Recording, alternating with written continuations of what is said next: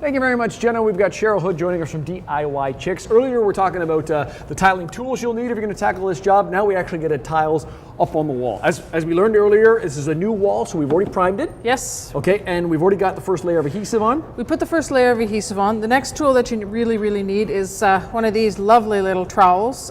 This one has teeth on it. Yep.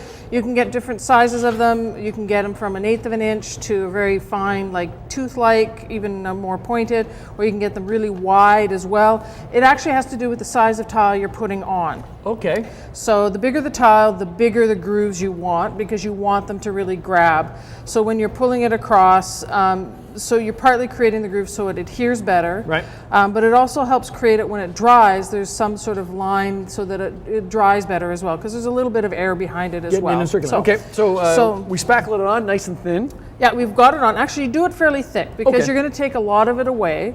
So I'm going to get you to do this. Okay, now this is where the project goes badly.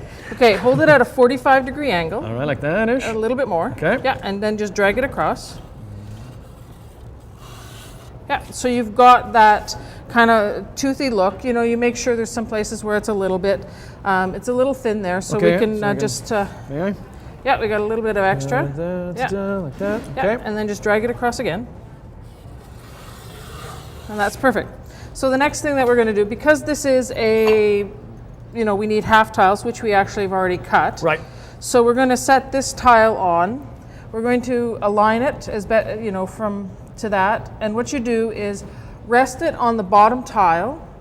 So you just put it down, put it on, push it and move it a bit. Okay. And then lift it up. And then you have these great little things. They're the spacers. Okay. And these help you keep the lines exactly kind of the same depth. So I have the smaller one here. So you just put that in place. And then go down to it? And you just push the tile. Yeah, I'll let you push the tile down. There we go. All right. So it sits on that.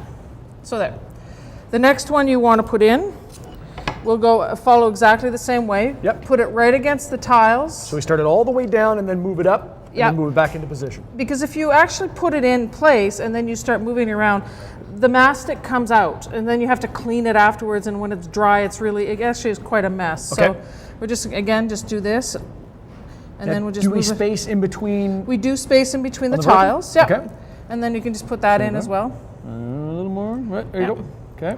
And that way we get it all right all the way along. And the bigger the tiles, you kind of want a couple in there because you want to see it so that it's the even space.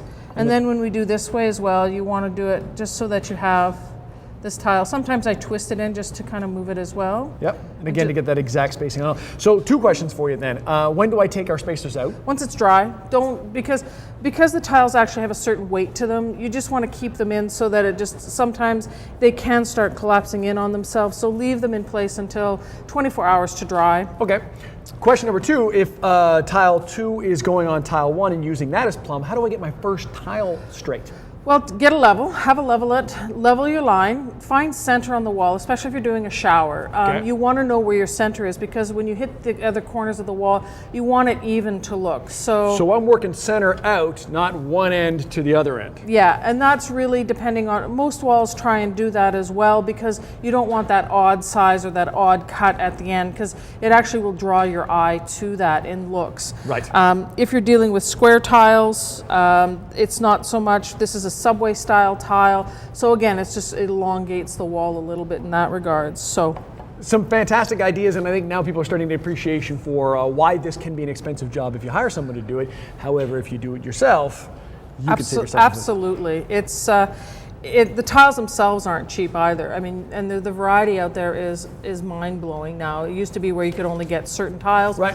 And now it's everywhere from river rock that they've tumbled to porcelain to granite. So you don't want to be making mistakes along the way as well. Yeah, because you can get, mosaic tiles, just for a 1 foot by 1 foot sheet of mosaic tiles in some places, it's like almost $20 just for the sheet. And so you really want to know, you really want to plan. So if you do make mistakes, you can kind of catch them or correct them. As we always learn with Cheryl, you plan your work and you use the right tools and you get the right advice. For more information on D.I.Y Chix, just go to breakfasttelevision.ca. Gonna take a break, still plenty to come today on BT. Should we finish the shower? We shall. We gotta do, okay, wanna do one more here?